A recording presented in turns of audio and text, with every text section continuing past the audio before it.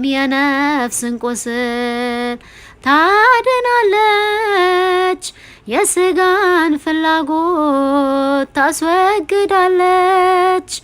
ጾም የነፍስን ቁስል ታድናለች፣ የስጋን ፍላጎት ታስወግዳለች።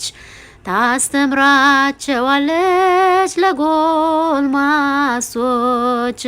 መታዘዝን፣ ታስተምራቸዋለች ለሕፃናት መታዘዝን። ታስተምራቸዋለች ለጎልማሶች